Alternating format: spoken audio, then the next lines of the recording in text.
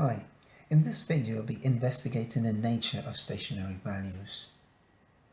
If we look at the points A1, A2, B1, B2 and C1, C2 on either side of A, B and C respectively, and also that they're in close proximity to A, B and C, and we consider the y values for A,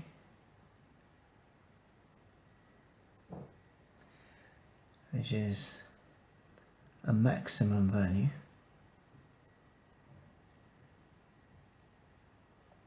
we have the y value at A1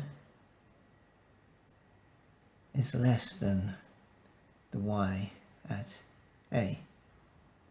So if you read off A1 here, it's less A, the value at A, the y value is greater than the value at A1, or A1 is less than, the y at A1 is less than y at A,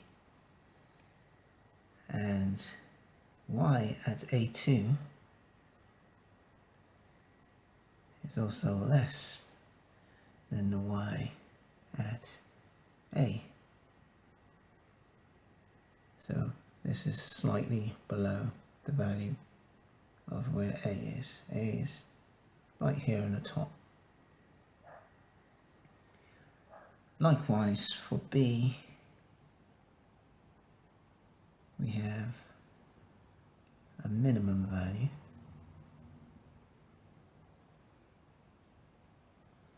and we have y at B1 is greater than y at B,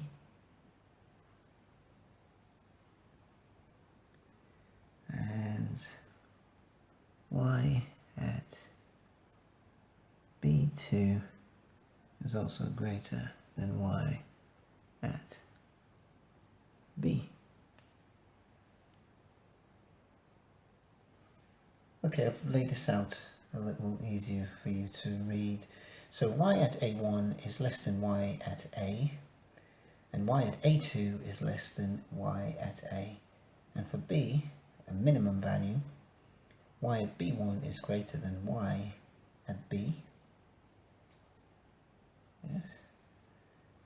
And y at B2 is greater than y at B. B is here.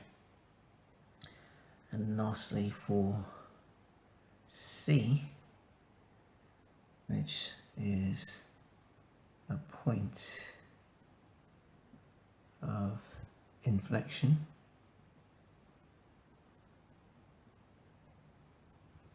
we have that y at C1 is less than y at C, and y at C2 is greater than y at C. So these are the three cases where we consider the y values on either side of A, B and C in close proximity to A, B and C. So here's a summary of the values on the left and right of the stationary values. So stationary values are A, B and C. And for a maximum, as we noted for at A, both values are smaller. For a minimum, both y values are greater or bigger, and for the inflection, there's one smaller value and the other one is bigger. So this summarizes our first part of the investigation into the nature of stationary values. I'll see you in the next video. Bye for now.